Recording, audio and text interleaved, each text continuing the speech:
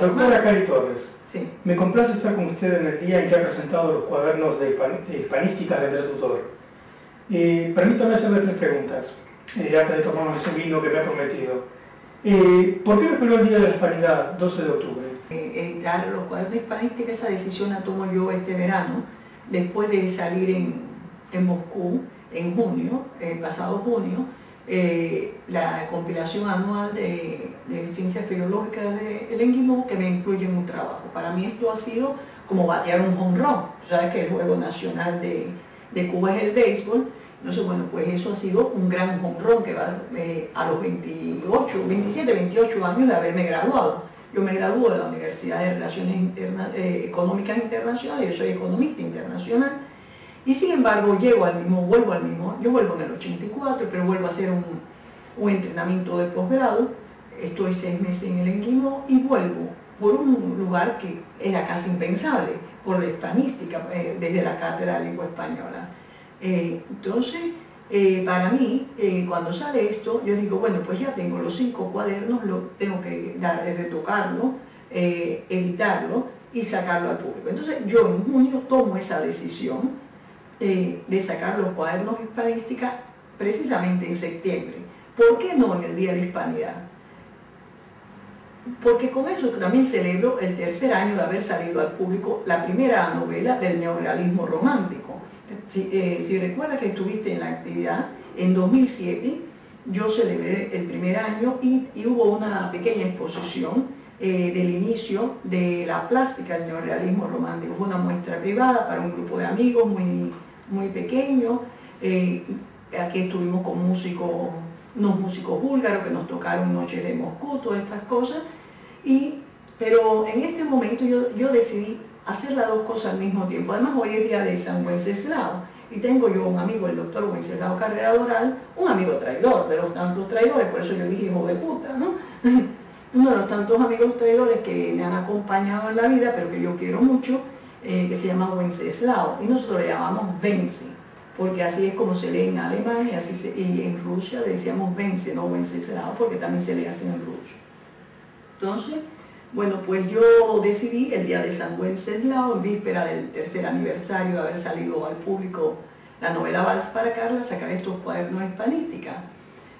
Realmente, pues, antes de ello hice algunos recorridos, he visitado algunos lugares, bueno, pues ya, pero ya con eso te doy la respuesta.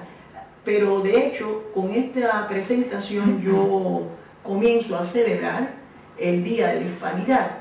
Precisamente el Día de la Hispanidad de 1909 fallece en Cuba mi abuelo tutor, en su casa de Vista Alegre, en calle 6 y calle 5 de Vista Alegre. Fallece alrededor de las 11 de la noche, aunque en los documentos aparece fallecido en la madrugada a las 1:20, el día 13, porque es cuando llega el médico. Antes, imagínate, mi papá cogió su caballito y atravesó todo eso, un niño de 8 años, pequeñito, atravesó todo Garzón hasta la Plaza de Marte, serían 2 o 3 kilómetros, un niño de 8 años en medio de la madrugada. Tú te imaginas 1909, que ahí lo único que había era la línea del tranvía y sin luces. Pues ese niño, de ser a su papá, empezó a sangrar tomándose su chocolate, empezó a echar sangre por la boca.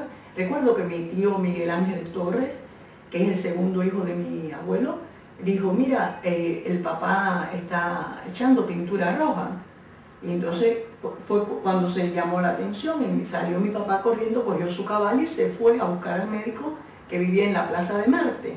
Y entonces, bueno, pues se aparece en la defunción el día 13 porque es a la hora que llega el médico. Pero mi abuelo muere el día de la Hispanidad, el día de la Virgen del Pilar.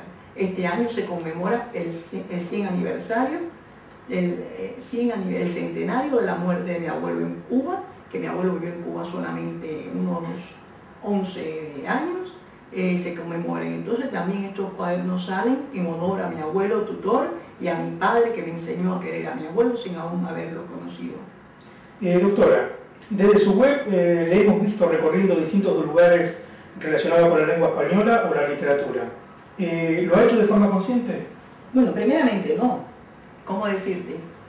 Si pensamos, yo ahora un poco después que he leído de los románticos, de todas estas personas de del siglo de la Ilustración, del siglo XIX posterior, es que me doy cuenta, ¿no?, que he estado recorriendo los lugares.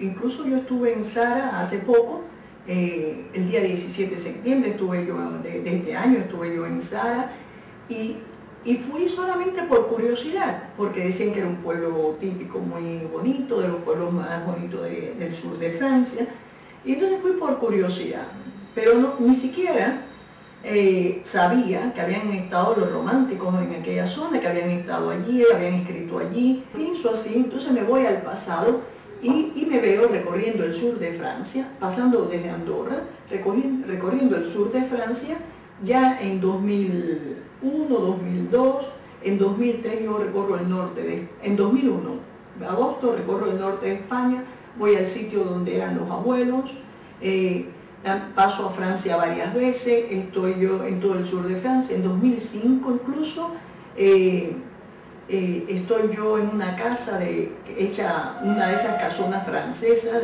hecha en la región de La Rochelle, cerca en Saint-Marc, cerca de Surgere, no sé yo pronunciar francés bien porque no estudio francés.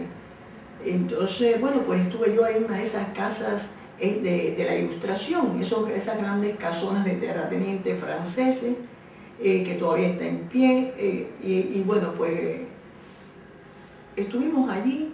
Era una de las casas que había visitado los oficiales de Napoleón mismo eran partidarios de Napoleón, así que es al final del siglo de las luces.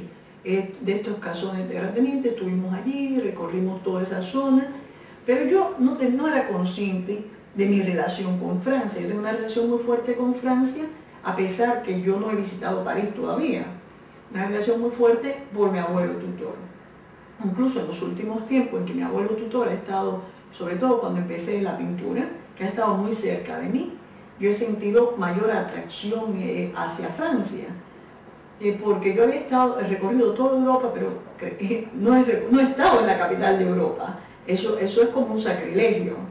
Además, mi abuelo es pintor de academia, se educó en París. Yo recorriendo, también estuve yo en Alcalá de Henares en 2004, he estado en San Millán de la Cogolla, que son puntos donde el camino de la lengua española, pero el camino de la lengua española lo dejan en Alcalá de Henares y por eso aparece en la portada. Pero la lengua española cruza el océano y donde se integra realmente en América.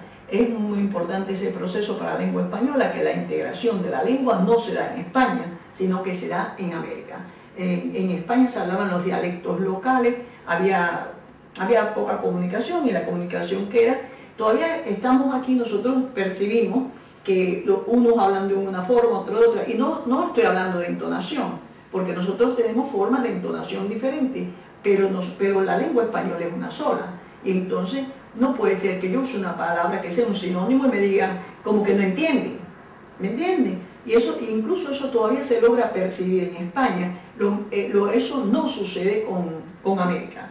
Nosotros hablamos, tú eres argentino, yo nací en Cuba, y tú eres hijo de español y yo también, pero hablamos el mismo idioma, da lo mismo. Puedes decirme pibe, pero tú sabes que tú estás diciendo una palabra que es de lo popular en Argentina, pero que no es del castellano. Y lo sabes conscientemente, y lo sé yo, y nos entendemos perfectamente. A veces aquí se produce más incomunicación con los españoles. ¿Por qué? Por el localismo, por esa cosa autárquica que mata la lengua. Sin embargo, nosotros tenemos un vocabulario mucho más rico, precisamente porque integramos toda la lengua de todas las regiones de España.